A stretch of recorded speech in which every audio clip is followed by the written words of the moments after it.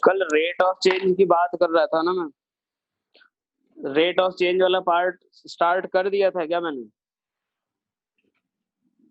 हाँ, rate of change of quantity, तो rate of change of quantity मैंने कुछ बताया था क्या? चेक करना ही है अपने को, है ना। चलो देखो अब, तो नेक्स्ट हम लोग जैसे मान लो इस वाले चैप्टर में जब हम लोग आगे बढ़ेंगे ना, जब हम स्पीड या वेलोसिटी इन सब की बात करेंगे, तो उन सब में हम लोग बात करने वाले हैं किसी भी क्वांटिटी के रेट ऑफ चेंज की। लोग किसके बारे में बात करने वाले हैं? Rate of change of quantity की बात करने वाले हैं, ठीक है। एक बार देखो यहाँ पे, अभी पहले जो है ना हम लोग थोड़ा सा जो कैलकुलस वाला पार्ट पहले पढ़ेंगे, ठीक है। कैलकुलस वाला पार्ट थोड़ा जो डिफरेंशिएशन, इंटीग्रेशन, वो सब चीजें यहाँ पे जरूरत पड़ेगी, वेलोसिटी, स्पीड या एक्सेलरेशन वगैरह इन सब। तो वो हम लोग देखेंगे पहले कि वेलोसिटी, रेट ऑफ चेंज पहले क्या है, ठीक है, कैसे कैलकुलेट करते हैं। क्योंकि मैंने बताया था वेलोसिटी एक तरह से आएगा कि rate of change of displacement, या एक्सेलरेशन जो आता है वो rate of change of velocity आता है, ठीक है। आगे चल के थोड़ा सा इंटीग्रेशन वगैरह का भी यूज आएगा। तो सबसे पहले ये समझते हैं कि आखिर rate of change of quantity हम कैसे निकालते हैं, कैसे कैलकुलेट करते हैं, इसका क्या मतलब होता है। तो चलो यार देखो, तो पहली चीज ये ध्यान रखना है कि जब भी अगर हम कोई भी चीज का रेट ऑफ चेंज ऑफ निकालेंगे, ठीक है, कोई भी क्वांटिटी का, तो हमेशा किसी ना किसी के रेस्पेक्ट में निकालते हैं, ठीक है। जैसे मान लो सपोज अगर किसी पर्सन के हाइट के चेंज होने की बात हो रही है, ठीक है, जैसे मान लो किसी पर्सन की हाइट जो है अभी 6 फीट है, ठीक है। 2 साल के बाद अगर उस पर्सन की हाइट अगर मान लो कितनी हो गई, सपोज 8 फीट के बराबर हो, ठीक है। हो सकता है उसकी हाइट कितनी हो जाए, 8 फीट। तो अब एक बात देखो कि यहाँ पे हम लोग बात करेंगे किसके, कि हाइट जो है वो किस रेट से चेंज हो रहा है। तो हम बेसिकली हाइट जो है वो किस रेट से चेंज हो रहा है, तो rate of change of height जो बात करेंगे वो विथ रिस्पेक्ट टू टाइम बात करेंगे। Rate of change of height with respect to किसके, टाइम के। Height with respect to time. मैंने ये चीज बताया कि जब भी अगर आप कोई भी क्वांटिटी का रेट ऑफ चेंज निकालोगे, तो हमेशा किसी ना किसी दूसरी क्वांटिटी के रेस्पेक्ट में ही निकालते हैं, ठीक है। मान लो एक और एग्जांपल ले, जैसे सपोज यहाँ पे एक बलून है, ये बलून में हम लोग सपोज एयर फिल करते जा रहे हैं, तो इसका रेडियस क्या होता जाएगा, इंक्रीज होता जाएगा, ठीक है। तो हम ये बात कर सकते हैं कि इसका रेडियस जो है वो किस रेट से इंक्रीज हो रहा है, तो किसके साथ, तो हो सकता है हम टाइम के साथ निकालें, या कभी ऐसा हो सकता है कि इसका जो वॉल्यूम है वो किस रेट से चेंज हो रहा है, वॉल्यूम जो है वो किस रेट से चेंज हो रहा है। तो हम यहाँ पे एक और बात कर सकते हैं क्या, कि rate of change of volume, rate of change of volume with respect to radius भी निकाल सकते हैं, या विथ रेस्पेक्ट टू टाइम भी निकाल सकते हैं। तो बेसिकली ये है कि जब भी अगर हम किसी भी क्वांटिटी के का रेट ऑफ चेंज निकालेंगे, तो हमेशा किसी ना किसी क्वांटिटी के रेस्पेक्ट में निकालेंगे। जैसे मान लो यहाँ पे हाइट के चेंज होने का रेट हमने टाइम के साथ निकाला, यहाँ पे वॉल्यूम के चेंज होने का rate with respect to radius निकाला, ठीक है। तो वो जब भी निकालेंगे तो किसी ना किसी के रेस्पेक्ट में निकालेंगे। तो क्या लिख लेते हैं कि it is always calculated, it is always calculated with respect to, always calculated with respect to a quantity, with respect to a quantity। कोई ना कोई एक दूसरी क्वांटिटी के रेस्पेक्ट में ही निकालेंगे, ठीक है। अब ये समझते हैं कि आखिर ये निकालते कैसे हैं और इसको कैसे मैथमेटिकली एक्सप्रेस करेंगे, ये क्या बताता है हमें। तो देखो यार, मान लो जैसे वही हाइट वाला एग्जांपल ले लेते हैं, ठीक है। या फिर ऐसे मान लो सपोज अगर सैलरी की बात कर रहे हैं, ठीक है, 3-4 साल के बाद आप लोग पढ़ लिख लिए अगर कमाना शुरू कर देंगे, तो मान लो अगर इनिशियली फर्स्ट ईयर की जो सैलरी है, अगर मान लो आपकी सैलरी है 8 लाख रुपए पर ईयर, ठीक है। मान लो ये सैलरी कितनी है, 8 लाख रुपया है अगर आपका 1 साल का, ठीक है। पहले साल आपको इतना मिला, जो इंक्रीमेंट हो रहा है, सपोज इंक्रीमेंट जो हुआ वो 2 साल के बाद, 2 साल के बाद इंक्रीमेंट होकर के वो कितना हो गया, 12 लाख पर ईयर हो गया, ठीक है। ये 12 लाख पर अगर ईयर हो गया, 12 लाख पर ईयर। तो मैं अगर ये बात बोलूं कि एक बात बताओ कि यार जो सैलरी जो है वो तुम्हारा किस रेट से चेंज हो रहा है, तो यहाँ पे हम rate of change of salary जो निकाल रहे हैं वो किसके साथ निकाल रहे हैं, विथ रेस्पेक्ट टू टाइम निकाल रहे हैं। किसके, विथ रेस्पेक्ट टू टाइम। तो हम कैसे निकालेंगे, आप क्या बोलोगे कि यार देखो यार अभी 8 लाख पर ईयर था, थोड़े 2 साल के बाद, ये कितने साल के बाद की बात है, 2 साल के बाद की। तो 2 साल के बाद अगर इस सैलरी कितनी हो गई, 12 लाख पर ईयर हो गई। तो हम ये बोलेंगे कि सबसे पहले अगर मान लो हमें निकालना है कि rate of change of salary, rate of change of salary with respect to time की अगर बात करें, rate of change of salary with respect to time, मैंने बताया कि जब भी अगर आप निकालोगे तो हमेशा किसी ना किसी के रेस्पेक्ट में, तो हम यहाँ टाइम के रेस्पेक्ट में निकालेंगे। तो कैसे निकालोगे, तो आप देखोगे सबसे पहले कि भाई कितने का चेंज आया। तो देखोगे यार पहले 8 लाख रुपया था, बाद में 12 लाख पर ईयर हो गया, यानी चेंज कितने का आया, तो 4 लाख का चेंज आया। ठीक है, कितने साल में आया है, तो 2 साल में। कितने साल में आया है, तो 2 साल में आया है। तो हम यहाँ पे क्या बोलेंगे कि यार जो सैलरी जो है वो 2 लाख रुपया पर ईयर चेंज हो रहा है, मतलब हर एक साल में 2 लाख रुपया चेंज हो रहा है, मतलब हर एक साल में 2 लाख रुपए से इंक्रीमेंट हो रहा है। ठीक है, यही बोलोगे। तो ये आप कैसे निकाले आप लोग कि इस यार सैलरी में चेंज कितने का आया। देखो यार कोई भी क्वांटिटी में अगर हम लोग चेंज निकाल लिखना रहता है ना, तो उसको डेल्टा ऑफ दैट क्वांटिटी लिखते हैं। इसको हम क्या पढ़ते हैं, डेल्टा। ये चीज ध्यान रखना, जैसे मान लो आपकी हाइट में कितने का चेंज आया, तो सपोज 2 सेंटीमीटर का चेंज आया तो डेल्टा एच लिखोगे। किसी और ऑब्जेक्ट का रेडियस या स्फीयर का रेडियस में जो चेंज आएगा तो उसको डेल्टा आर लिखेंगे। तो डेल्टा आर डेल्टा एच जो है वो बेसिकली हमें क्या बता रहा है कि किसी क्वांटिटी में चेंज। तो हम यहाँ पे क्या कैसे कैलकुलेट किया हमने कि यार सैलरी में कितने का चेंज आया, डेल्टा ऑफ सैलरी अपॉन कितने टाइम में आया, तो कितना टाइम जब चेंज हुआ तो डेल्टा टी से डिनोट करेंगे। यानी एक बात सोचो कि rate of change of salary with respect to time अगर हम लोग कैलकुलेट कर रहे हैं तो कैसे कैलकुलेट कर रहे हैं कि सैलरी में कितने का चेंज आया और कितने टाइम में हुआ। ठीक है, तो हमें वो क्या मिल गया कि यार कितनी सैलरी वो चेंज हो रही है पर ईयर। क्या एक बात बताओ कि ये जो सैलरी में जो चेंज आया क्या हर एक साल हुआ है या डायरेक्ट 2 साल के बाद, ये चीज थोड़ा ध्यान रखो। एक एक चीज थोड़ा यहाँ पे अलग अलग चीज हमें बताएगा, क्वांटिटी अलग अलग कॉन्सेप्ट हमें यहाँ से निकलेगा कि अगर मान लो ये जो सैलरी में जो चेंज आया, मैंने बोला 8 लाख रुपया पर ईयर था पहले, 2 साल के बाद सीधा 12 लाख हो गया, तो मैं बोल रहा हूँ क्या हर एक साल चेंज हुआ है या फिर डायरेक्ट 2 साल के बाद चेंज हुआ है, एवरी ईयर चेंज हुआ है या 2 साल के बाद, डायरेक्ट 2 साल के बाद चेंज हुआ है। लेकिन फिर भी हम क्या बात कर रहे हैं कि यार हर एक साल अगर 2-2 साल 2-2 लाख रुपए का पर ईयर चेंज हुआ है, लेकिन यार ये अमाउंट हमारे पास तो आना कब शुरू हुआ है, 2 साल के बाद आया। ऐसा है नहीं कि यहाँ 8 से 10 हुआ फिर 10 से 12 हुआ, हमें 8 से डायरेक्ट 12 हुआ है वो भी 2 साल के बाद। ठीक है, लेकिन हमें ये जो बता रहा है वो क्या कि 2 लाख रुपया पर ईयर चेंज हुआ है। तो जरा सोचो एक चीज, ये हमें क्या बता रहा है कि इसको हम बोलते हैं एवरेज रेट ऑफ चेंज। इसको क्या बोलते हैं हम लोग, एवरेज रेट ऑफ चेंज। क्यों, क्योंकि यार अगर मान लो ये बता रहा है कि 2 लाख रुपया अगर पर ईयर भी चेंज हुआ रहता तब भी हम 2 साल के बाद इसी पोजीशन पे खड़े रहते, कि 8 से 10 हुआ रहता अगले साल, उसके अगले साल 12 होता, तब भी टोटल 2 साल में 4 लाख का चेंज होता। अगर हर एक साल 2-2 का चेंज होता तब भी हम 2 साल के बाद 12 लाख की सैलरी उठा रहे होते, यही होता।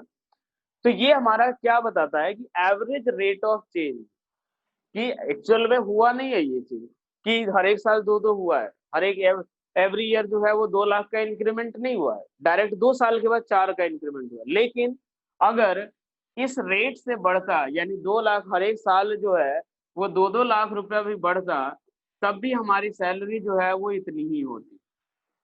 तो ये हमारा क्या होता है, average rate of change of salary with respect to time. अब एक और बात समझो कि ये हमें क्या बताता है कि एवरेज रेट ऑफ चेंज अगर हम लोग बात करें तो वो हमें क्या बताता है कि यूनिट टाइम में, ये जब भी अगर हम रेट ऑफ चेंज की बात करेंगे ये हमने निकालना सीख लिया कि यार कैसे निकालना है, कि जब अगर सैलरी का चेंज टाइम के साथ निकाल रहे हो तो देख लो सैलरी में कितने का चेंज आया कितने टाइम में हुआ। ठीक है। मान लो अगर हमें क्या करना हो, जैसे एक वाई में अगर देख लेते हो, ठीक है, जैसे वाई में चेंज निकालना है विथ रिस्पेक्ट टू एक्स, तो क्या लिखेंगे, तो डेल्टा वाई अपॉन कितना, डेल्टा एक्स। ठीक है। तो देखो यार, ये हमें क्या बताता है कि यूनिट टाइम में कितने का चेंज हो रहा है कोई भी क्वांटिटी में। ये रेट ऑफ चेंज ऑफ जो सैलरी या कोई भी क्वांटिटी होता है, वो हमें क्या बताता है कि change in that quantity in unit time, change in the quantity कितने टाइम में, in unit time, unit time में कितने का चेंज आया वो हमें बताता है ये चीज। कभी भी एवरेज रेट ऑफ चेंज अगर हमें क्या बताएगा कि यूनिट टाइम में कितने का चेंज आया, यूनिट टाइम, या अगर मान लो एक्स के रेस्पेक्ट में निकाल रहे हो, तो जब एक्स में यूनिटी का चेंज हुआ तो वाई में कितने का चेंज आया। यहाँ पे हम किसके रेस्पेक्ट में निकाल रहे हैं, टाइम के रेस्पेक्ट में। तो अगर एक साल का चेंज हुआ तो सैलरी में कितने का चेंज आया। ठीक है। तो यही हमें बताएगा rate of change of quantity. कैसे लिखते हैं, तो देखो यार, जैसे मान लो थोड़ा अगर इन जनरल अगर हम लोग बात करें, जैसे मान लो मैं लिखना चाहता हूँ क्या, कि rate of change of y, rate of change of y with respect to x, with respect to x, तो उसको मैं कैसे लिखूंगा, तो डेल्टा वाई अपॉन कितना, डेल्टा एक्स। ये हमें क्या बताएगा कि वाई जब एक्स में यूनिटी का चेंज हुआ, एक्स में यूनिटी का चेंज हुआ तो वाई में कितने का चेंज होगा, ये हमें क्या बताएगा, rate of change of y with respect to x. मान लो हमें लिखना है कि rate of change of x, rate of change of x with respect to time अगर दिया हुआ हो तो ये क्या लिखेंगे, ये हमें क्या बताएगा, इसको कैसे लिखेंगे, तो delta x upon delta T. अब ये जो है, ये हमें क्या बताएगा कि जब टाइम में यूनिटी का चेंज आया तो ये एक्स में कितने का चेंज आया, वही हमें बताएगा क्या, rate of change of x with respect to time. तो जनरली जो काइनेमेटिक्स में जो आएगा वो हम लोग बात करेंगे किसके बारे में, तो वो हम लोग बेसिकली करने वाले हैं जो टाइम के रेस्पेक्ट में। जैसे हम लोग rate of change of distance निकालेंगे, विथ रिस्पेक्ट टू टाइम ही निकालेंगे। Rate of change of displacement निकालेंगे, वो भी विथ रिस्पेक्ट टू टाइम। या rate of change of velocity, वो भी विद रिस्पेक्ट टू टाइम। तो वो बेसिकली इन जनरल की बात कर रहे हैं, बाकी निकालने के लिए हम किसी के भी रिस्पेक्ट में निकाल सकते हैं। तो हम लोग you with respect to time ही निकालते हैं। और वो जो टाइम जो है यूनिट टाइम की बात, देखो यहाँ पे मैं बोल रहा हूँ कि टाइम में यूनिटी का चेंज हुआ, तो वो जो यूनिट टाइम होगा वो यूनिट टाइम हो सकता है कि 1 सेकेंड हो, ठीक है, हो सकता है 1 मिनट हो सकता है 1 आवर हो, या हो सकता है 1 ईयर हो, कुछ भी हो सकता है। 1 सेकेंड, 1 मिनट, 1 आवर, 1 ईयर, कुछ भी हो सकता है अपने पास। तो वो डिपेंड करता है क्वेश्चन में कि किस तरीके से वो निकालना चाहते हैं। ठीक है। ये बताओ कि एवरेज रेट ऑफ चेंज, ये चीजें जो भी बताया मैंने, क्या क्लियर हुआ। 2-3 बातें बताई मैंने कि rate of change of quantity जब भी निकालोगे तो विथ रेस्पेक्ट टू एक दूसरी क्वांटिटी निकालोगे। ठीक है। ये जो हमारा एवरेज रेट ऑफ चेंज निकालना हो, कैसे निकालेंगे, तो ये इस क्वांटिटी में कितने का चेंज आया अपॉन ये जो जिसके रेस्पेक्ट में निकाल रहे हैं उसमें कितने का चेंज आया। हमें ये बताता क्या है कि उस क्वांटिटी में कितने का चेंज आया जब जिसके रेस्पेक्ट में निकाल रहे हैं उसमें यूनिटी का चेंज आया।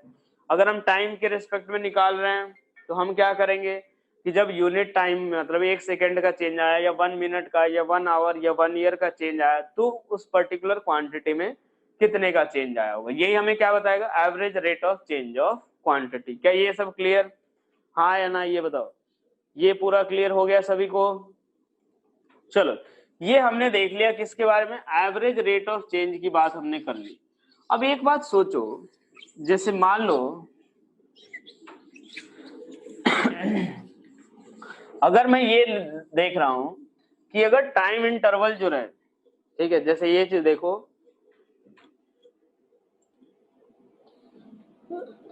कहां पे रिपीट करना है बेटा, ये बताओ, क्या नहीं समझ आया था आपको।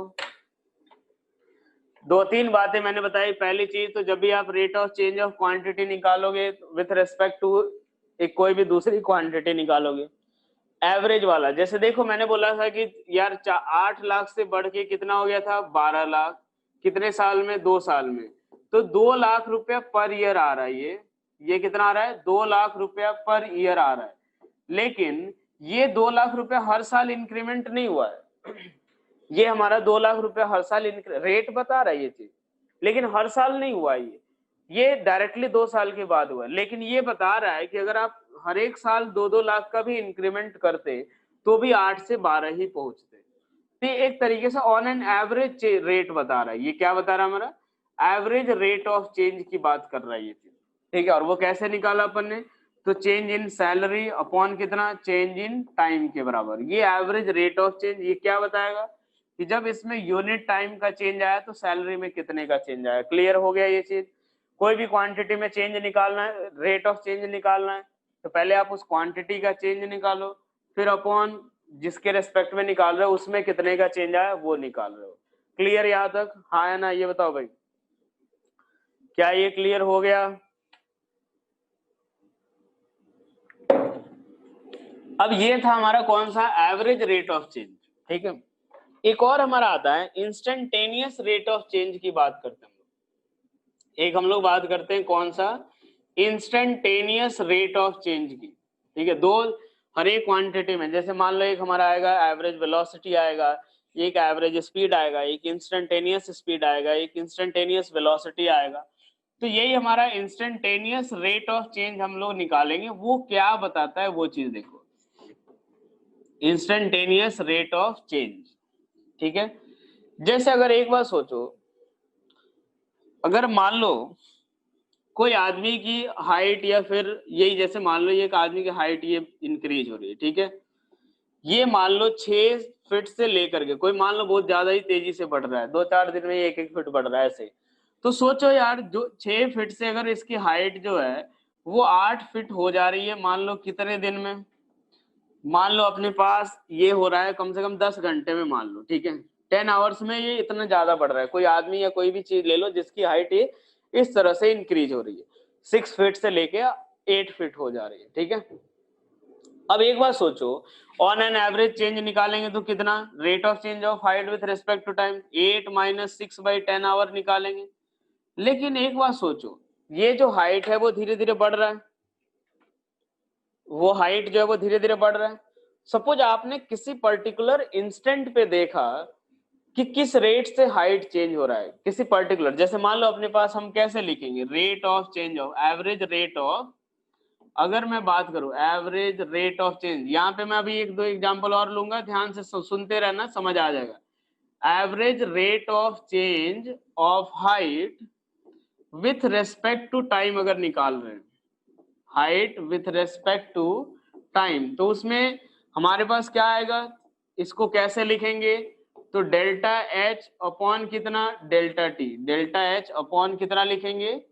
तो डेल्टा टी, यही लिखेंगे। यही तरीका मैंने अभी बताया भी। मान लो ये जैसे 10 घंटे का टाइम हम लोग ले रहे हैं, अगर ये टाइम धीरे धीरे छोटा करते जाए, अगर ये टाइम हम लोग क्या करते जाए? धीरे धीरे डिक्रीज करते जाए और स्मॉल करते जाए, काफी डिक्रीज कर रहा हूं इस डेल्टा टी टाइम को, ये टाइम इंटरवल 10 घंटे से 9 घंटे, फिर 8, 7, 6, 5, 4, 3, 2, एकदम बहुत छोटा कर दे। अगर मान लो ये डेल्टा टी बहुत छोटा हो जाए, तो उस बहुत छोटे से टाइम इंटरवल में ये डेल्टा एच, यानी जो एच में जो चेंज आएगा, एच में जो चेंज आएगा वो बहुत कम आएगा या ज्यादा आएगा? ये बताओ। मैंने एक बार एग्जांपल लिया कि 10 घंटे में 6 से 8 हो गई हाइट। मान लो अगर मैं टाइम इंटरवल जो है 10 घंटे के बजाय बहुत छोटा कर दूं, बिल्कुल बहुत छोटा, तो उस केस में जो हाइट में जो चेंज आएगा वो बहुत कम आएगा या ज्यादा आएगा? ये बताओ। हाइट में जो चेंज आएगा वो बहुत कम या ज्यादा? बहुत कम आएगा। बिल्कुल यार, जितना कम टाइम इंटरवल उतना ही कम चेंज भी आएगा। तो डेल्टा एच भी क्या होगा? Very small. डेल्टा एच भी क्या होगा? Very small. तो अगर बहुत एट मतलब इतना छोटा हो जाए कि एक एट अ इंस्टेंट की बात करने लगे हम लोग, अगर इतना छोटा कर दे कि हम लोग एट एन इंस्टेंट की बात करने लगे, ठीक है, तो उस समय अगर हम लोग ये अगर कैलकुलेट कर रहे हैं तो हम उसको क्या बोलेंगे कि उस पर्टिकुलर इंस्टेंट पे हाइट जो है वो इस रेट से चेंज हो रही थी। हाँ है ना? अगर मान लो हमने बहुत छोटा टाइम इंटरवल कर दिया, चाहे हाइट में भी चेंज बहुत छोटा, उस पर्टिकुलर इंस्टेंट पे अगर हम लोग निकाल रहे हैं तो वो हमारा क्या होगा? वो इंस्टेंट पे वो हमें क्या दे देगा? कि उस rate of change of height eight that instant, अगर डेल्टा टी बहुत छोटा कर दिया, डेल्टा एच भी बहुत छोटा कर दिया, बहुत छोटा हो ही जाएगा, तो वो हमें क्या बता देगा कि उस पर्टिकुलर इंस्टेंट पे कितना, किस रेट से चेंज हो रहा था। तो हमें वो क्या दे देगा, rate of change of height, ठीक है, with respect to time at that instant, क्या दे देगा, at that instant, at that instant दे देगा। और उस केस में हमारा जो डेल्टा टी है वो क्या है, लगभग टेंडिंग टू जीरो। यहां से ध्यान से सुनना एक चीज को, डेल्टा टी जो है वो हमारा क्या है, tending to zero. Delta t tending to zero का मतलब टाइम इंटरवल, मैंने बताया था कल ही कि ये डेल्टा टी हमारा क्या होता है, टाइम इंटरवल होता है। तो टाइम इंटरवल अगर हो रहा है तो वो टेंडिंग टू जीरो मतलब एक पर्टिकुलर इंस्टेंट की बात होगी। अगर ये अगर टेंडिंग टू जीरो है तो एक इंस्टेंट की बात हो रही होगी, हाँ या ना, ये बताओ। अगर मान लो मैं बोलूँ 3 सेकंड, 4 सेकंड, 5 सेकंड का इंटरवल बोलूं और एक बोलूं 12:10, तो वो एक पर्टिकुलर इंस्टेंट हो गया, उसमें डेल्टा टी जीरो ही है लगभग। मतलब ऑब्वियसली यार मैं किसी टाइम की बात कर दूं 12:01, 12:50, तो वो एक पर्टिकुलर इंस्टेंट हो गया, ठीक है। लेकिन वही अगर मैं बोलूं कि 10 मिनट, 10 सेकंड, 15 मिनट, 15 सेकंड, तो वो हमारा टाइम इंटरवल। तो मैं अब किसी पर्टिकुलर इंस्टेंट की बात कर रहा हूं, तो पर्टिकुलर इंस्टेंट की जब बात करूंगा मैं, तो डेल्टा टी क्या होगा, वो जीरो की तरफ टेंड करेगा। जीरो की तरफ मतलब ऑब्वियसली डेल्टा टी क्या होगा, जीरो होगा। तो उस केस में हम लोग कैसे लिखेंगे, इस delta H by delta T को, यही हमारा रेट ऑफ चेंज होगा। और ये जब बात करते हैं तो एक लिमिट लिखते हैं यहाँ पे, तो इसको क्या लिखेंगे, इसको कोई भी चीज का, ये हमें पता है, एक बात सोचो, अगर ये बहुत छोटा, ये भी बहुत छोटा, तो जो भी किसी भी क्वांटिटी का जो सबसे स्मॉलेस्ट पार्ट होता है उसको हम लोग, जैसे h का सबसे स्मॉलेस्ट पार्ट लिखना हो तो उसको dh से लिखेंगे, टाइम का स्मॉलेस्ट पार्ट लिखना हो तो dt लिखते हैं, x का स्मॉलेस्ट पार्ट dx लिखते हैं। ये भी एक तरह का चेंज ही होता है जैसे डेल्टा की तरह ही, लेकिन वो लार्ज चेंज होता है, ये बहुत बिल्कुल बहुत जितना मतलब काफी स्मॉल चेंज होता है। मतलब ये अगर मान लो ये वाला लेंथ l है, कल भी बताया था मैंने, ये लेंथ l है, तो ये अगर पॉइंट एक दूसरे की बिल्कुल क्लोज लाई कर रहे हैं तो वो हमारा dl हो जाएगा लगभग। मतलब l का सबसे स्मॉलेस्ट पार्ट जो होगा, यार एक बार सोचो, अगर ये बहुत कम हो गया तो ये भी अपना सबसे स्मॉलेस्ट चेंज होगा, और सबसे स्मॉलेस्ट पार्ट जो होगा उसको हम लोग कैसे लिखते हैं, तो dh, dt, dx, y का सबसे स्मॉलेस्ट पार्ट dy, z का सबसे स्मॉलेस्ट पार्ट dz। तो यहाँ पे इसको हम क्या लिखेंगे, तो dh अपॉन dt। तो ये हमें क्या दे देगा, क्योंकि ये बहुत छोटा, इसमें भी बहुत छोटा टाइम इंटरवल, बहुत छोटी हाइट होगी, हाइट में चेंज बहुत छोटा होगा, तो वो हमें किसी पर्टिकुलर इंस्टेंट का रेट ऑफ चेंज बताएगा। तो इसीलिए हम इसको क्या बोलेंगे, इंस्टेंटेनियस रेट ऑफ चेंज। क्या बोलेंगे हम इसको, instantaneous rate of change of height with respect to time. ये हमारा एक टाइम इंटरवल के लिए बात हो रहा था, ये हमारा किसी पर्टिकुलर इंस्टेंट की बात हो रही है, तो हम इसको क्या बोल देंगे कि उस पर्टिकुलर इंस्टेंट पे, मैं बोलूं 12:20 पे इस रेट से चेंज हो रहा था। जैसे आप लोग सेंसेक्स मार्केट वगैरह देखते हो ना, कि हाँ यार ये 12:20 पर थोड़ा सा खूब तेज भागा, फिर 12:25 पे एकदम से नीचे आया, तो आप लोग बात करते हो तो वो क्या हो, किसी पर्टिकुलर इंस्टेंट पे वो बढ़ रहा था, फिर किसी पर्टिकुलर इंस्टेंट पे डिक्रीज होना शुरू हुआ। तो ये हमारा क्या होगा, instantaneous rate of change of a quantity. अब एक और चीज देखो, इसके बारे में एक और लाइन समझते हैं, उसके बाद में बताना। जैसे मान लो सपोज आप एक जगह से दूसरी जगह जा रहे हो, ठीक है, आप एक जगह से दूसरी जगह जा रहे हो, मान लो अपने घर से, ये मान लो ए से लेकर के बी तक, सपोज करनाल से दिल्ली जा रहे हो, बाइक से जा रहे हो आप, यहाँ से मान लो कि सपोज यहाँ से कितना मान लेते हैं, 200 किलोमीटर है, ठीक है, 200 किलोमीटर है, आप 2 घंटे में गए, या 4 घंटे मान लेते, थोड़ा सही रफ्तार से मानते, 4 घंटे में गए, ठीक है। तो यार ऑन एन एवरेज कितनी रेस, ये ऐसा तो है नहीं कि आपकी स्पीड कितनी होनी चाहिए, 50 किलोमीटर पर आवर होगी तभी आप पहुंचोगे 4 घंटे में। लेकिन ऐसा जरूरी नहीं कि हर जगह यहां से लेके यहां तक आप लगातार 50 से गए होगे। कभी ऐसा हो सकता है कि आप 60 से गए होगे, कभी ऐसा होगा 80 से गए होगे, कभी ऐसा होगा 20 से, कभी ऐसा होगा 40 से। तो ये सारी स्पीड से आप जा सकते हो, 60, 80, 20, 40 किसी से भी जा सकते हो, ठीक है। तो लेकिन एवरेज कितना है 50। ये बड़े टाइम इंटरवल के लिए हम लोगों ने क्या बोला कि यार अगर एक आदमी भले ही अलग अलग स्पीड से तुम गए हो 4 घंटे में पहुंचे हो, लेकिन अगर आप 50 किलोमीटर के कांस्टेंट स्पीड से जाते तो भी आप 4 घंटे में ही पहुंचते। तो ये जो 50 किलोमीटर आया वो बहुत लंबे टाइम इंटरवल के लिए हम निकाल रहे हैं, एक 4 घंटे के इंटरवल के लिए निकाल रहे हैं।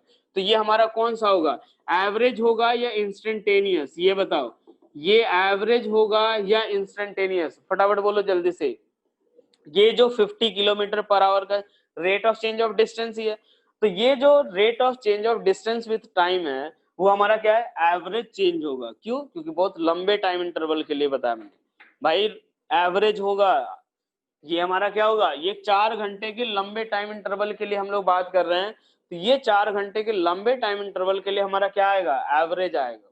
लेकिन एक बात सोचो, अगर आपने किसी पर्टिकुलर इंस्टेंट पे अपने बाइक की स्पीड पे देखा, उस समय वो शो कर रहा था 75 किलोमीटर पर आवर, ये जो होगा उस पर्टिकुलर इंस्टेंट का होगा। मान लो 10:15 पे आपने देखा अपने स्पीडोमीटर पे, और उस समय स्पीड कितनी शो कर रहा है, 75 किलोमीटर पर आवर, वो उस पर्टिकुलर इंस्टेंट का रेट ऑफ चेंज आया। ठीक है, तो ये हमारा क्या होगा, इंस्टेंटेनियस रेट ऑफ चेंज। ये हमारा क्या होगा, एवरेज रेट ऑफ चेंज। क्या ये चीज क्लियर हो गया सभी को, हाँ या ना?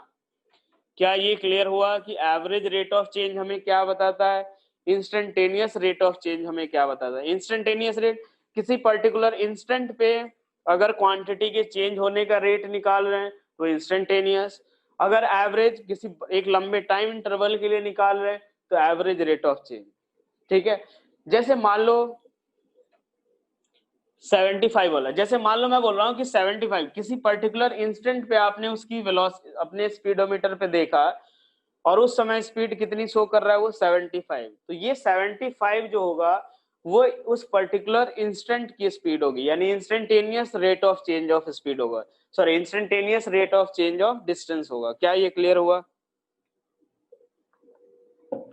हाँ है ना? तो आगे चल के हम लोग दो तरह के रेट ऑफ चेंज की बात करेंगे, एक एवरेज और दूसरा कौन सा, इंस्टेंटेनियस। एवरेज क्या बताएगा अपने को, किसी लंबे टाइम इंटरवल के लिए, इंस्टेंटेनियस किसी पर्टिकुलर टाइम के लिए, t = 3 सेकेंड 4 सेकेंड 5 सेकेंड कुछ इस तरह के लिए। ठीक है, एवरेज कैसे निकालेंगे, तो उसमें कितने का चेंज अपॉन नीचे किसके जिसके रेस्पेक्ट में निकालो उसके उसमें कितने का चेंज, ये इसके लिए हमारा क्या होगा, तो dh/dt। यही हमारा जो डिफरेंशिएशन जो आएगा ना आगे अभी, वो भी ऐसे ही होता है कि जैसे मान लो आप अगर मान लो डिफरेंशिएट कर रहे हो, ठीक है, अगर आप डिफरेंशिएट कर रहे हो, जैसे y आगे चल के हमें मिलने वाला है ये चीज कि dy/dx निकालो, dy/dz निकालो, तो जो dy/dx निकालेंगे, ये dy/dx क्या है, तो rate of change of y with, ये हमारा क्या है, dy/dx मतलब हम इंस्टेंटेनियस की बात कर रहे हैं, तो ये हमारा क्या होगा, instantaneous rate of change of y, rate of change of y with respect to x, with respect to x। मान लो ये हो गया dz/dy, तो ये हमारा क्या हो गया कि instantaneous rate of change of, instantaneous rate of change of z, change of z with respect to किसके, y, with respect to y। मान लो अपने पास हो गया dv/dt, v अगर वेलोसिटी है t टाइम, तो ये हमें क्या बताएगा, instantaneous rate of change of velocity with respect to time. क्या ये बात क्लियर हो गया, यही हमारा डिफरेंशिएशन वगैरह कहलाता है अपना। ठीक है, कि डिफरेंशिएशन में हम लोग dy/dx निकालेंगे, एक y का कोई फंक्शन दे देगा, फिर x के रेस्पेक्ट में डिफरेंशिएट करेंगे, फिर बोलेंगे dy/dx निकालो, dz/dy निकालो। तो मतलब क्या कर रहे हैं कि जो कर्व है, जैसे मान लो y = कोई भी एक कर्व दे दिया गया, y = x², तो y = x² दे दिया गया, तो ये इसका ग्राफ कुछ इस तरीके का आता है। तो ये हमें क्या बताता है, dy/dx कि हमारा instantaneous rate of change of y with respect to x है क्या, मतलब x = 3 पे क्या है, x = 4 पे क्या है, x = 6 पे क्या है। क्या ये एक समझ आया सभी को कि dy/dx, dz/dy ये जब आगे हम लोग डील करने वाले हैं तो आखिर इसका मतलब क्या होगा, क्या ये बताएगा अपने को, क्या ये क्लियर हो गया? हम लोग दो तरह के रेट ऑफ चेंज की बात करेंगे, एक इंस्टेंटेनियस, एक एवरेज। दोनों का मतलब समझ आया? ये डिफरेंशिएशन वगैरह ये जो लिख रहे हैं इस तरह से, उसका मतलब क्लियर हुआ सभी को?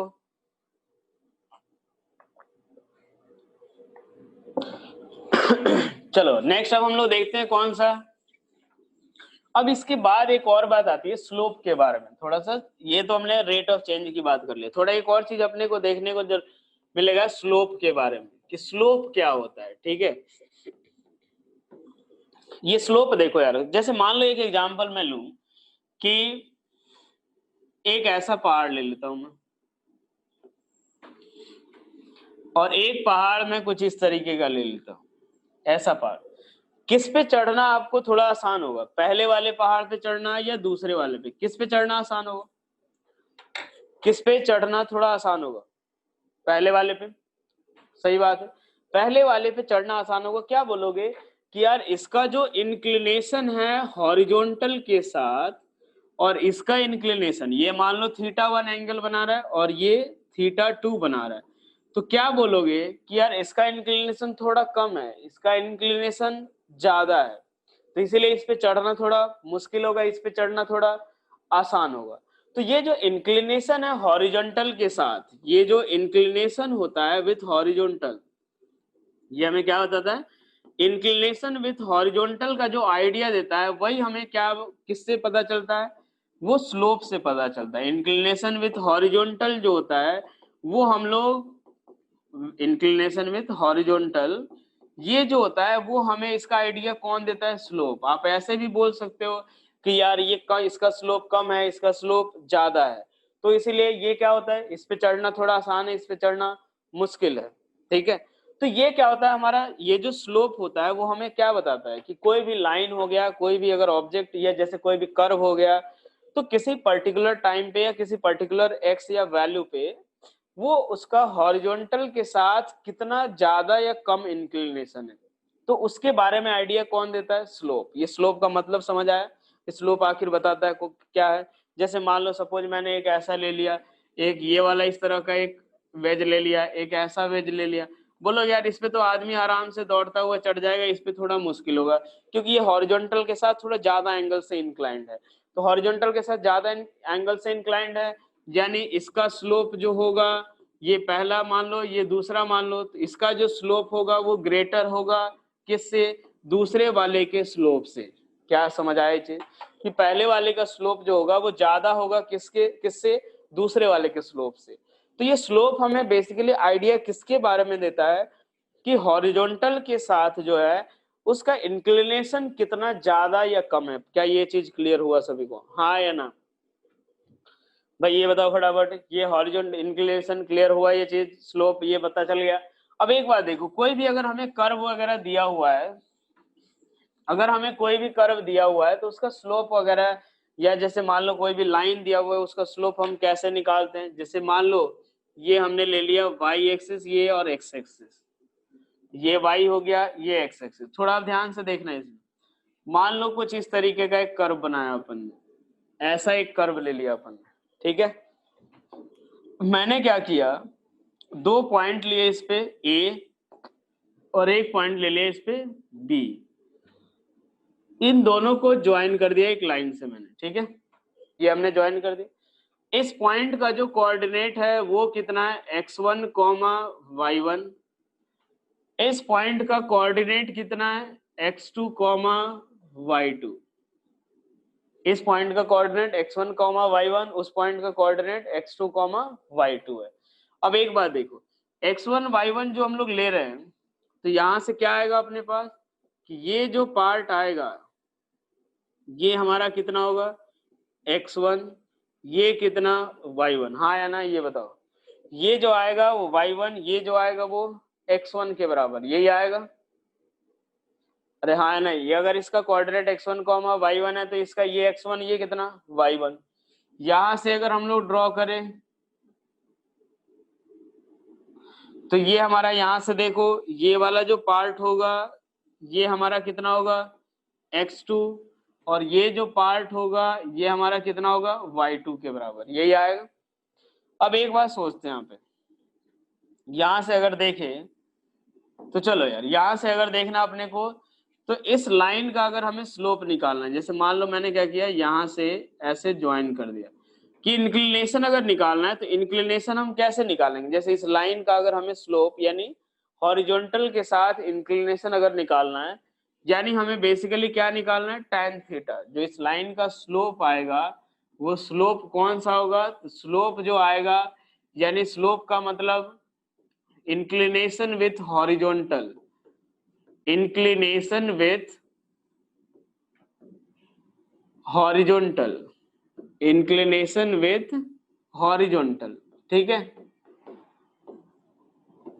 अब ये कैसे निकालते हैं हम लोग, tan थीटा से। ये किस कैसे निकालते हैं हम लोग, tan थीटा से। ये भी समझ लेते हैं कि आखिर ये tan थीटा से क्यों निकालते हैं। जरा एक बात देखो, जैसे मान लो ये लाइन है, ठीक है, ये हमारी लाइन, ये थीटा देखो, इतनी ही बड़ी लाइन में ये, जैसे मान लो ये 5 मीटर की ही दूरी है, मैं इसी 5 मीटर को ऐसे बना दिया मैंने।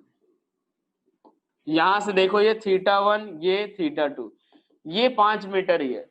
ये जो यहां से देखो ये भी 5 मीटर है, ये भी 5 मीटर। ये बोलोगे सर ये कैसे, तो जरा एक बार एक चीज ऐसे सोचो, ये जो लैडर होता है, जो सीढ़ी वगैरह जो रहती है, वो हम लोग किसी भी एंगल पे इंक्लाइन करा सकते हैं।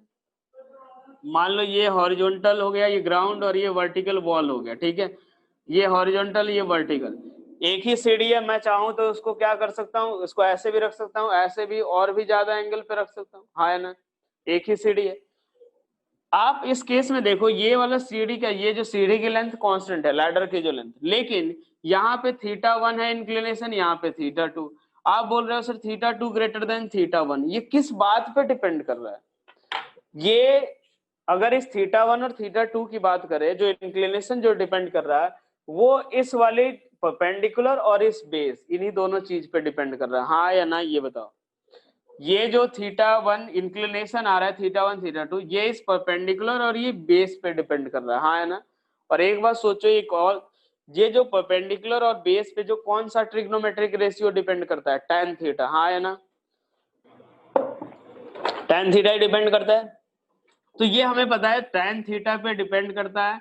और tan थीटा, एक बात देखो, जैसे जैसे ये बड़ा हो रहा है परपेंडिकुलर, जैसे जैसे, अब ये सर tan और cot दोनों डिपेंड करता है, तो देख लो भाई कैसे, ये tan थीटा, ये cot थीटा इक्वल्स टू क्या होता है, base upon perpendicular, tan theta perpendicular upon base, यही होता है।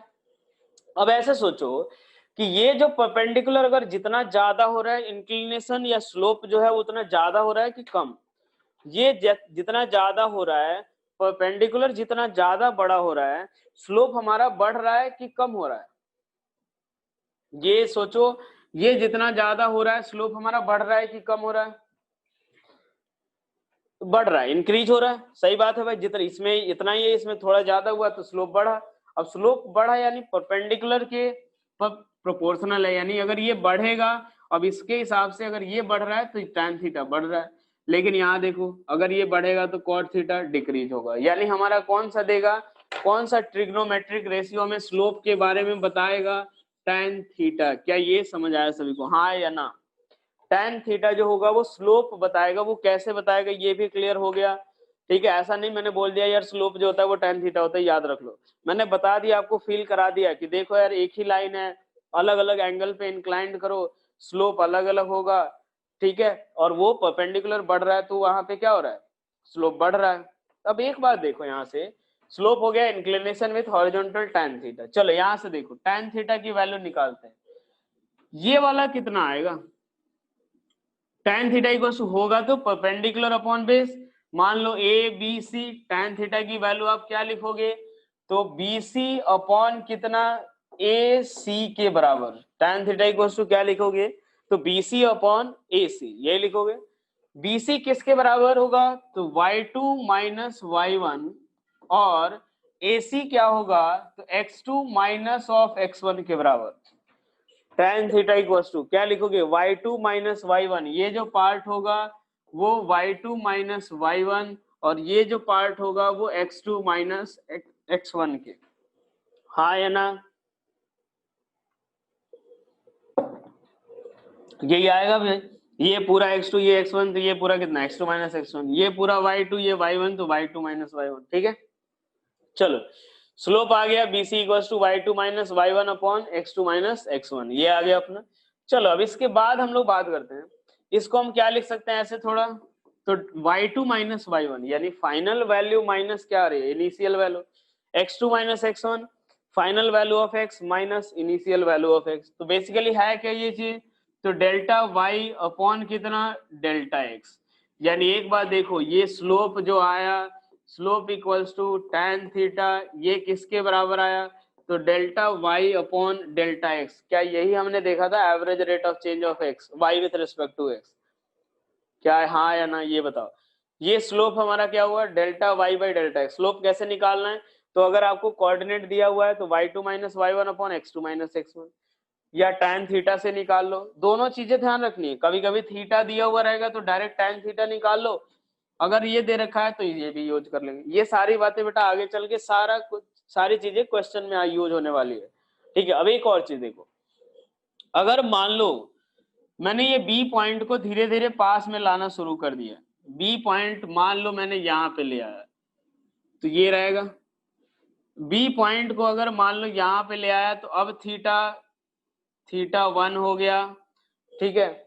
जैसे जैसे इसको पास लाएंगे, सोचो जैसे जैसे इसको पास लाएंगे वैसे वैसे थीटा जो हो रहा है डिक्रीज होगा।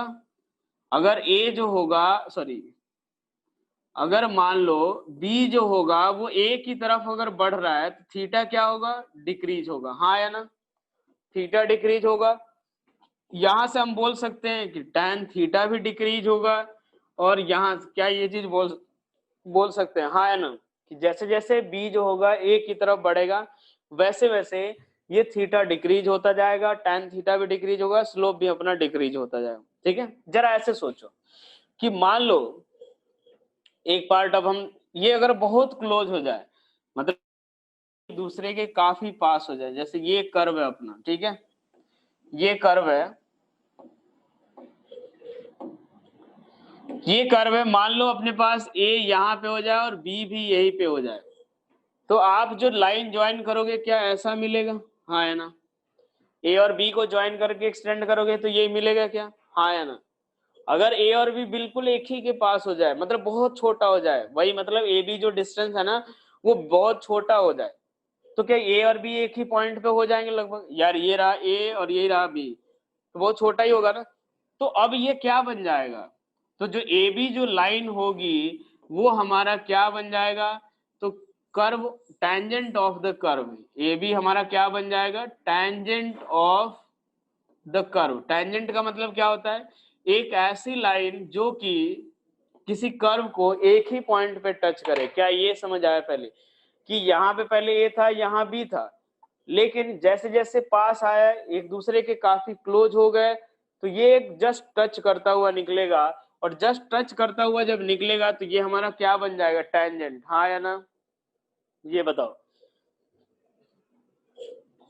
ये हमारा क्या बन जाएगा, टेंजेंट बनेगा।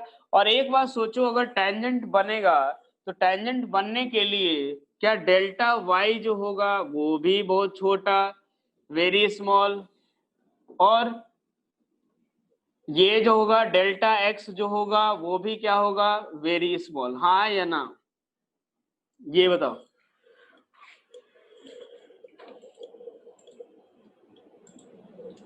टेंजेंट ऑफ कर्व का मतलब, जैसे मान लो कोई भी एक ऐसा कर्व ले लो, ऐसा एक पॉइंट पे टच कर रहा है जो, वो टेंजेंट हो गया। ये कर्व हो गया एक पॉइंट पे टच कर रहा है, वो टेंजेंट। ये कर्व हो गया इस पॉइंट पे एक पॉइंट पे टच कर रहा है, वो कर्व हो गया, ठीक है। तो अब एक बात देखो यार, हमारे पास क्या मिलेगा कि ये जो हमें अब टेंजेंट मिला है उस टेंजेंट के बारे में हम लोग देखते हैं। अब ये हमारा एक कर्व था, ठीक है, ये पॉइंट यहाँ पे भी ए ही था, यहाँ भी ए था, और यहीं पे बी भी था, ए और बी दोनों यहीं पे थे, ठीक है। तो ये हमारा क्या हो रहा था, एक ऐसी लाइन बनेगी, ये हॉरिजॉन्टल के साथ मान लो थीटा एंगल बना रहा था, ठीक है। तो उस केस में अब हम लोग बात करें तो tan थीटा इक्वल्स टू, हमने क्या देख रखा है, slope equals to tan theta equals to delta y by del x. अब एक बात सोचो, अगर ए जो बी जो है वो अप्रोचेज टू ए, बी जो है अगर अप्रोच कर रहा है किसकी तरफ, ए की तरफ, बी अगर ए की तरफ अप्रोच कर रहा है, ठीक है, वेरी क्लोज है, अगर बी अगर ए की तरफ अप्रोच कर रहा है और बहुत क्लोज है, तो क्या delta x tending to zero, हाँ या ना? क्या delta x tending to zero? यार एक बार सोचो ना, ये अगर पास ही हुए तो डेल्टा एक्स कितना, ए और बी अगर लगभग एक ही के पास है तो डेल्टा एक्स कितना होगा, जीरो, हाँ या ना? ए और बी अगर काफी एक दूसरे के क्लोज हो गया तो डेल्टा एक्स कितना, ये बताओ भाई, जीरो। अरे एक बार सोचो, ये मान लो एक ऐसी लाइन है, धीरे धीरे इसकी लाइन ये कम करते करते यहाँ पे पहले तो ये डेल्टा एक्स होगा, ये डेल्टा वाई, लेकिन अगर ये काफी क्लोज हो गए तो ये और बी यहीं पे लाई करेंगे तो डेल्टा एक्स और डेल्टा वाई दोनों काफी छोटे हो जाएंगे, delta x tending to zero, और डेल्टा वाई भी क्या होगा, वेरी वेरी स्मॉल, हाँ या ना, ये बताओ, वेरी वेरी स्मॉल, मतलब वही टेंडिंग टू जीरो ये भी होगा।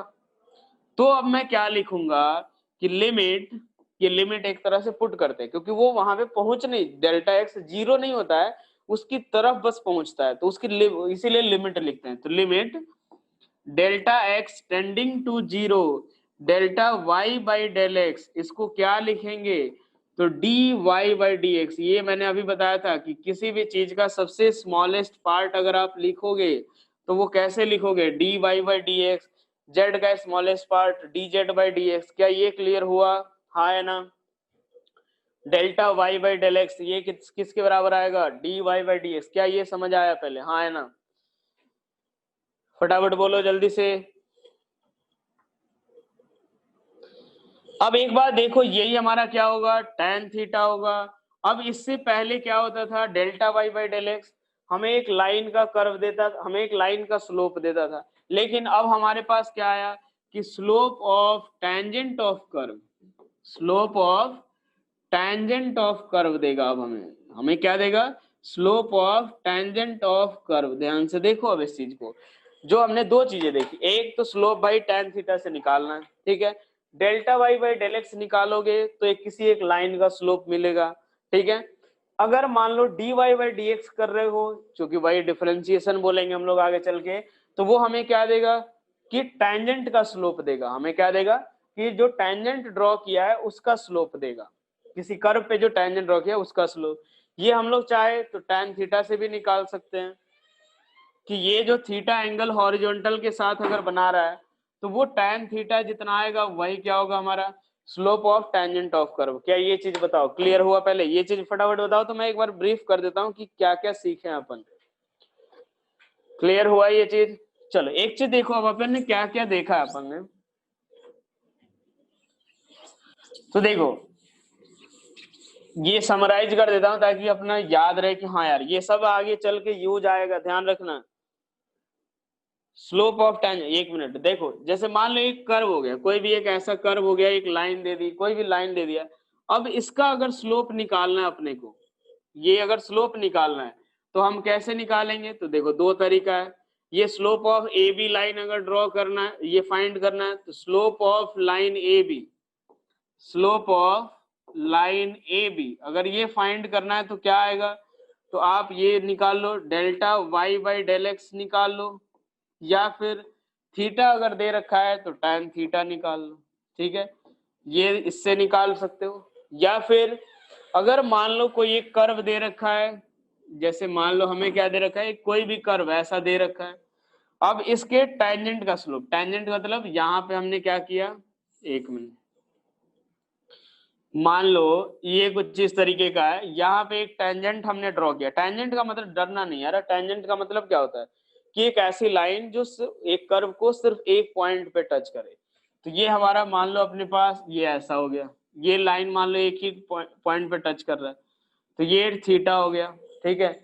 y यहाँ से अगर देख लो, y अगर कोई भी एक फंक्शन दे रखा है as a function of x दे रखा है, मतलब y इक्वल्स टू कुछ भी x square, x cube, x की पावर 4, एक्स की पावर 5, कुछ भी दे रखा है, तो अगर स्लोप निकालना है तो आप क्या करोगे, तो स्लोप निकालना है तो पहले टेंजेंट ड्रॉ करो, तो वहां से किसी पर्टिकुलर पॉइंट पे अगर स्लोप निकालना है क्या करोगे, टेंजेंट ड्रॉ करो, देखो वो हॉरिजॉन्टल के साथ कितना एंगल बना रहा है, तो वो हो जाएगा। या फिर सीधा सीधा d y by d x निकाल लो, ये हमें क्या देगा, slope of tangent of curve. क्या ये पॉइंट क्लियर हुआ? क्या ये पॉइंट क्लियर हो गया सभी को कि ये स्लोप क्या होता है, ये हमारा rate of change of a quantity क्या होता है, ये सब चीजें क्लियर हो गई हैं सभी को। अब इसके बाद जो है ना, यही हमारा जो आएगा dy बाई डी एक्स, यही सब डिफरेंशिएशन होगा। तो यही हमारा क्या होता है, rate of change of y with respect to हो जाएगा, इंस्टेंटेनियस बता दो, या किसी कर्व के टेंजेंट का स्लोप, यही सब चीजें हम लोग निकालते हैं। ठीक है, तो चलो यार अब हम लोग शुरू कर रहे हैं, कुछ फॉर्मूले वगैरह शुरू कर रहे हैं। ठीक है, ये फॉर्मूले वगैरह जो है अपने, ठीक है भाई, क्या हो गया सर इसमें dy बाई डी एक्स, हाँ हाँ कोई देखो, dy by d x tending to zero होगा इन सेकंड। हाँ dy मतलब डेल्टा y by del x, delta x tending to zero होगा, डेल्टा x जो होगा वो टेंडिंग टू जीरो होगा। चलो यार अब यहां से देखते हैं हम लोग डिफरेंशिएशन। अब हमें क्या करना है, चूंकि जो भी फॉर्मूले वगैरह हमें कुछ ध्यान रखना है। ठीक है, y भी होगा, बिल्कुल y, अगर मान लो x अगर बहुत छोटा हो रहा है तो y भी टेंडिंग टू जीरो होगा, y भी अगर क्या होगा काफी स्मॉल ही होता है वो। ठीक है, अब एक बार देखो यहां से हम लोग बात करें तो डिफरेंशिएशन के अब कुछ फॉर्मूले वगैरह हमें ध्यान रखने। ठीक है, वही फॉर्मूले ध्यान रखने हैं, उसका यूज करके हमें डिफरेंशिएट करना, मतलब समझ आ गया अपने को डिफरेंशिएशन का मतलब क्या होगा, क्या कौन कौन सी क्वांटिटी देगा, क्या क्या बताएगा, वो सारी चीजें हमने देख ली। तो देखो यार पहले मान लो अगर y इक्वल्स टू कोई भी एक फंक्शन दिया हुआ है fx, एक मिनट, y इक्वल्स टू क्या दे रखा है, x to the power n दे रखा है, हमें क्या निकालना, dy बाई डी एक्स। अभी मैंने बताया ये क्या बताएगा, तो दो चीजें, instantaneous rate of change of y with respect to x, या कि y और x का जो कर्व होगा उसका स्लोप बताएगा अपने को। तो यहां से देखो, तो d ऑफ क्या लिखेंगे, x to the power n by d x, इसका जो डिफरेंशिएशन होता है फॉर्मूला हमें ध्यान रखना है, उसी का यूज करके सवाल करने, n into x to the power n minus one, dy by d x जो होगा वो किसके बराबर, तो d x to the power n by d x, इसका फॉर्मूला क्या आएगा, n x to the power n minus one. अब चलो यहाँ से देखते हैं कुछ क्वेश्चन।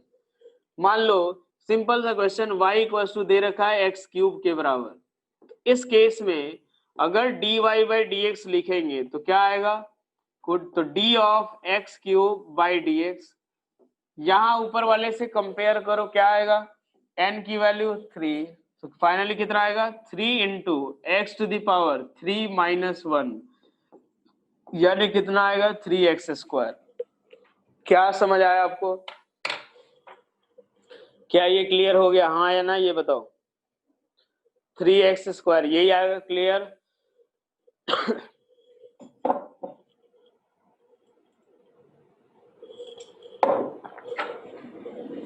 मान लो अपने पास ये दे रखा हो y इक्वल्स टू, बिल्कुल आसान सवाल, x टू दी पावर 5, बताओ फटाफट dy बाई डी एक्स की value, dy by d x, copy pen चलाने की जरूरत नहीं है, कितना आएगा 5x to the power 4, repeat कर दे। चलो देखो यहाँ से मैं बोल रहा हूँ कि अगर मान लो y को जो है वो y इक्वल्स टू दे रखा है x to the power n, तो कोई भी फंक्शन है तो उसका डिफरेंशिएशन क्या आएगा, x to the power n का differentiation n into x to the power n minus one. ठीक है, क्या आएगा n into x to the power n minus one, तो ये कितना आएगा y equals to x cube, y equals to क्या आएगा x क्यूब, तो dy बाई डी एक्स किसके बराबर आएगा, तो dx cube by d x, और यहाँ से n की वैल्यू 3 है तो ये कितना आ जाएगा 3 इंटू एक्स की पावर 3 माइनस वन, ये फाइनली कितना आएगा 3x स्क्वायर के, क्लियर। इसका डिफरेंशिएशन करोगे d of x to the power 5 by d x किसके बराबर आएगा, x to the power n है 5 into x to the power कितना 5 माइनस वन, यानी किसके बराबर 5 into x to the power 4। क्या ये समझ आया इस तरह का डिफरेंशिएशन, कितना टाइम है सर, 12 बजे, हाँ कितना टाइम लगेगा आपको, मतलब चाहिए कितना टाइम आपको, मुझे तो 2 मिनट लगेंगे अपना सेटअप करते हैं, और ये लॉगिन वॉगिन 5 मिनट पहले, मतलब 5 मिनट पहले छोड़ देंगे, 7-8 मिनट है। हाँ चलो ये वाला, ये क्लियर हुआ सभी को। चलो एक और सवाल करो। मान लो y इक्वल्स टू आ गया x की पावर -3। चलो dy बाई डी एक्स की वैल्यू निकालो। dy बाई डी एक्स निकालो। y इक्वल्स टू x की पावर -3 है, dy बाई डी एक्स निकालो। dy बाई डी एक्स कितना, तो -3 x की पावर -3 -1। यार क्या होता है, n into x to the power n-1 होता है ना। यहाँ पे n की वैल्यू -3 है, तो कितना आएगा, ये कितना आ जाएगा, -3x की पावर -4। क्या ये समझ आया? चलो अगला सवाल फटाफट करना है यार, ये सब इसमें अब ज्यादा टाइम अपन नहीं लगाएंगे, बिल्कुल आसान पार्ट है ये। y equals to x to the power 5/2। चलो dy by d x, y equals to x to the power 5/2 dy by d x. y equals to x to the power 5/2 आया dy by d x.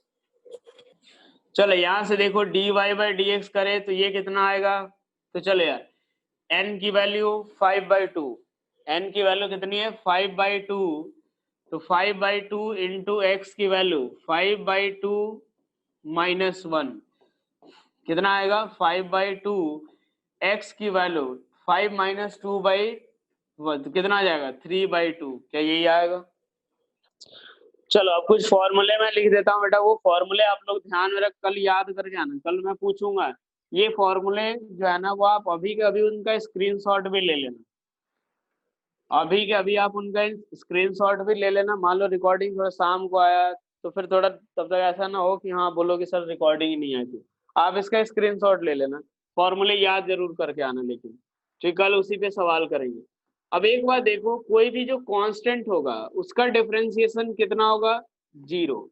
जैसे मान लो ये d c by d x हमें क्या बताएगा, सी हमारा यहाँ पे क्या है, कांस्टेंट, और डीसी बाई डी एक्स जो होता है वो हमारा क्या होता है, तो rate of change of c with respect to x, rate of change of x with change of x with, एक मिनट, rate of change of c with respect to x. अब एक बात सोचो यहाँ पे, यार सी तो कांस्टेंट है तो वो क्या चेंज होगा क्या, सी तो कांस्टेंट है तो वो चेंज होगा नहीं, तो उसका रेट क्या होगा, 0। तो इसीलिए किसी भी कांस्टेंट का जो डिफरेंशिएशन आएगा वो कितना आएगा, 0। क्या ये क्लियर हो गया सभी को, हाँ या ना? इसके बाद देखो अब हमें कुछ डिफरेंशिएशन करना है। यहाँ से देखो जो साइन एक्स का डिफरेंशिएशन, तो साइन एक्स का डिफरेंशिएशन क्या होता है ये आप स्क्रीनशॉट ले लेना, कल मैं पूछूंगा, ध्यान रखना। साइन एक्स का differentiation cos x, cos x का डिफरेंशिएशन माइनस साइन एक्स, ये सारे फॉर्मूले कल याद होने चाहिए।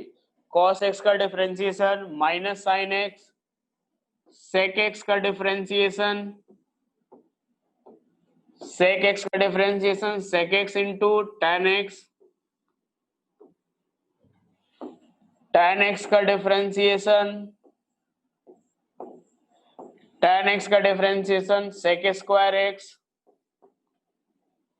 कॉसेक एक्स का differentiation minus of cosec x into cot x, cot x का differentiation minus of cosec square x. अभी के लिए आप बस यही फॉर्मूले याद करके आना, स्क्रीनशॉट ले लो फटाफट, ठीक है। अब आगे कल कंटिन्यू करेंगे, ठीक है।